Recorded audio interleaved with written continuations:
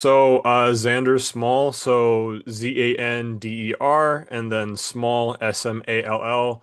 And man, I do a lot of things, but I'd say the biggest one is I'm a content creator and now the founder of FanLock. So those two things. So for sure. So yeah, I started content creation about 2 years ago. I have 1 million followers on Instagram and about the same amount on TikTok right now. I started out primarily in the anime space, but then I slowly branched out more into pop culture and then general lifestyle content just about myself once I reached like that level. I honestly at this point just make content that I think is funny. Like if I had to go in one category, I'd probably say I'm a comedy content creator, but it's pretty much if I'm sitting up at night and I'm like, you know what, that would have been a funny real idea. I just go ahead and make it and I get my friends in on it or, my family and stuff like that. So yeah, I mean, if I had to pick one category, probably comedy, but like I don't really think I'm bound to a specific niche. I just do whatever I think is like funny on any particular day. So. Yeah, for sure. I think the biggest event I've ever done is probably between the gorilla event where, I think about it was about a year ago, people were arguing like who would win, 100 dudes versus a gorilla. So I was like, that'd be funny if we did that in real life. So I basically got 100 people from random spots online together, and we came together in Dallas. We went to a park and we fought a inflatable gorilla mascot, which was crazy. I think that in total had like 50 million organic views, which was crazy. Besides that other stuff, yeah, I mean, if you're from people are from, from San Antonio, they probably know me for renting out the theaters down here. I know a lot of people that didn't know I was from San Antonio. They saw that video and they're like, "Oh my gosh, like he's at City Base." So rent out a couple movie theaters for like the Minecraft movie, which was crazy. Jason Momoa, one of the actors in that movie, actually reposted that video, as well as the director of the movie and the actual like movie pages. Like they loved everyone coming together at City Base, which was super cool. And then besides that, I mean, probably the Miku lookalike contest and like the Gojo lookalike contest up in New York. But yeah, I mean, I think if I had to pick my top three capstones would just have been my like biggest and also the stuff I'm most proud of, probably those free activations. I had a lot of fun doing those.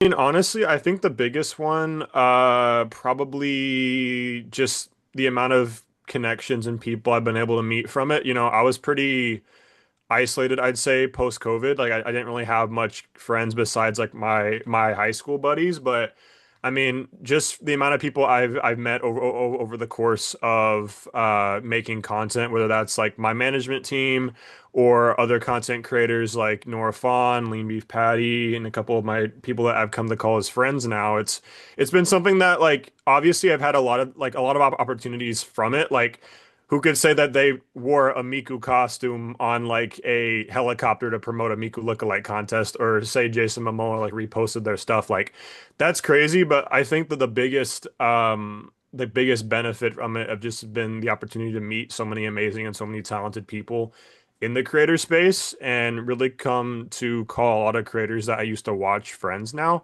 I think that's been super rewarding personally because I really do value those connections and creators in the whole artist space. So being able to meet these people, learn more about them, talk to them and figure out their creative process has just been it's been something amazing that I honestly can't take for granted. It's been pretty cool.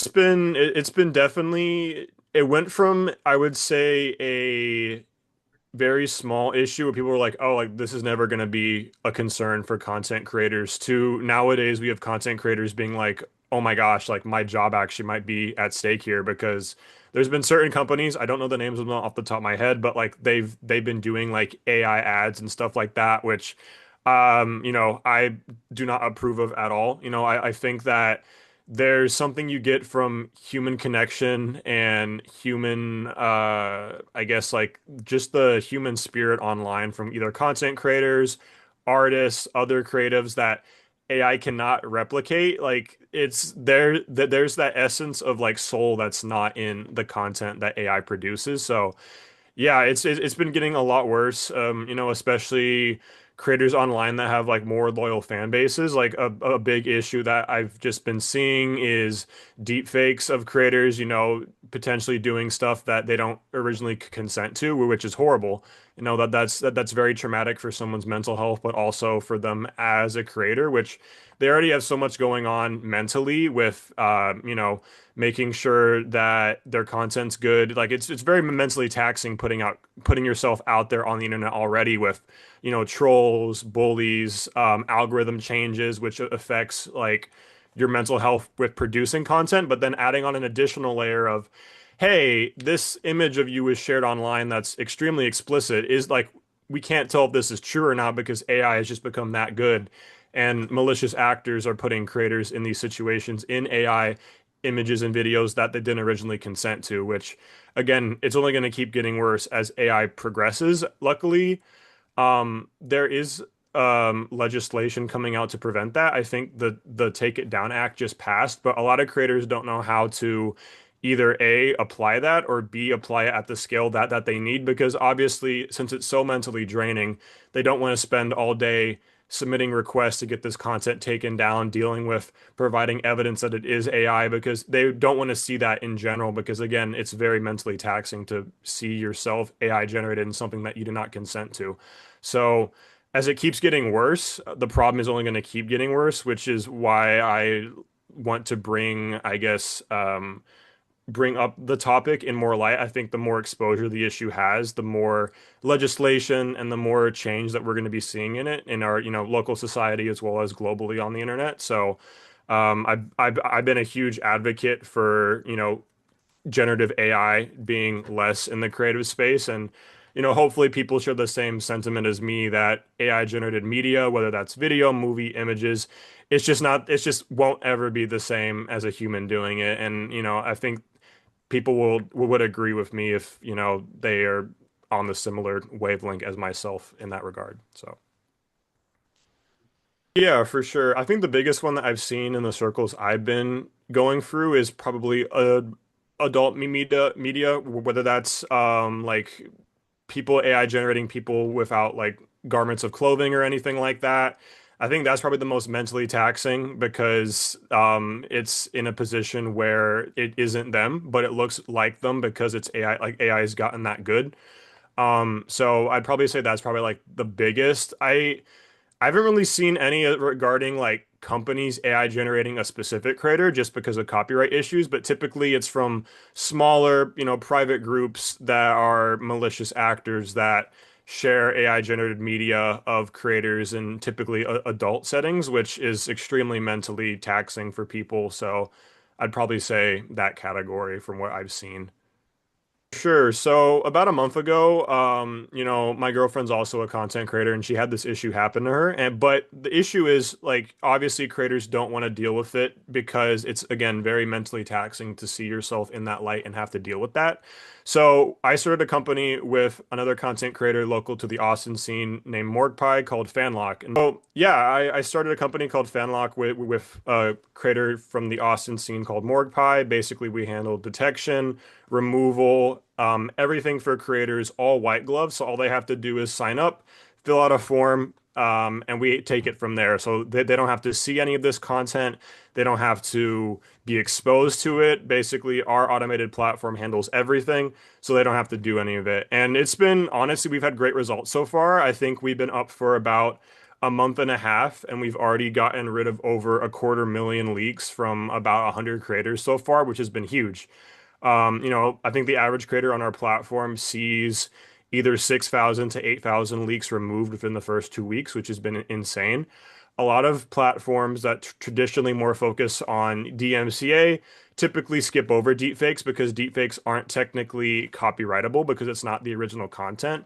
But since it is non-consensual, intimate imagery of these creators, what we can do is we can apply a different set of laws to get that taken down from either social media platforms, leak sites, and really put pressure on these platforms to get this removed, all while creators don't see a lick of it, so they can focus on creating while we handle everything that they don't want to see, which helps their mental health, and also their platform because they didn't produce any of this material. So.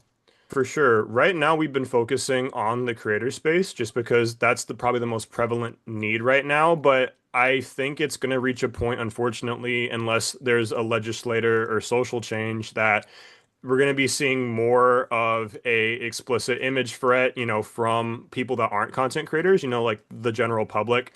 It would be awful if, someone gets blackmailed with, hey, if you don't pay us a ransom fee, we're going to spread this image online of you, which isn't you, but it looks just like you. So I really want to have FanLock be a solution for when when AI gets to that point where it's that much of a threat.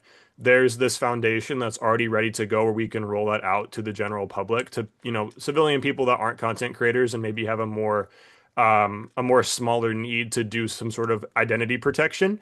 So as FanLock continues to grow as a startup, I want to provide the solution to as many people as possible because it is going to keep getting worse, unfortunately, as AI progresses.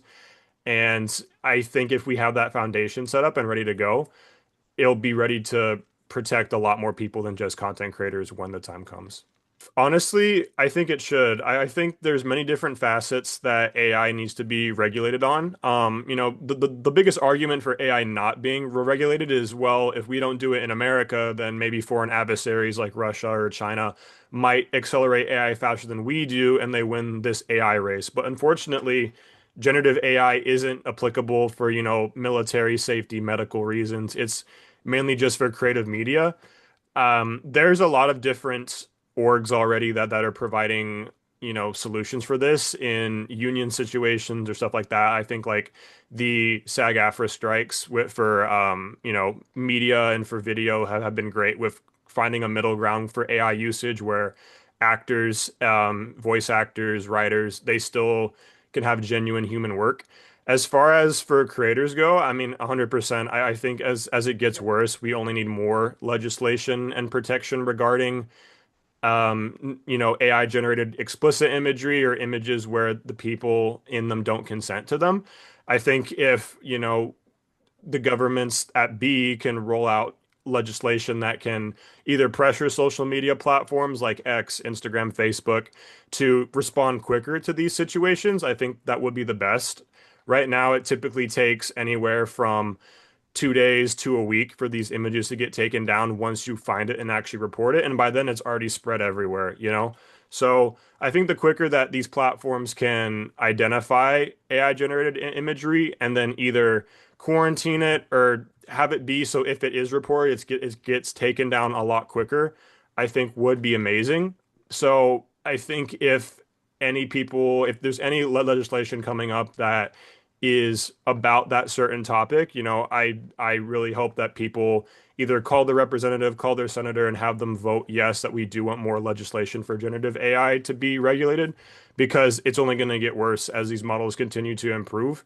And as we see, like it's been an exponential improvement rate over the past 2 years. And if it only gets worse, I think there needs to be an equal amount of protection from the government side to make sure that all those issues are combated.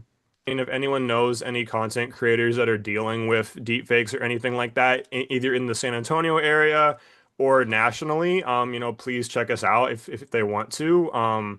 We or even send me a DM on my Instagram page. I'm always down to help as many creators as possible deal with this because I as a creator myself, I know how mentally taxing it is. And yeah, I think that's all I have. Shout out St. Mary's. I just graduated there, so glad to be working on this in the San Antonio community. But yeah, thank you so much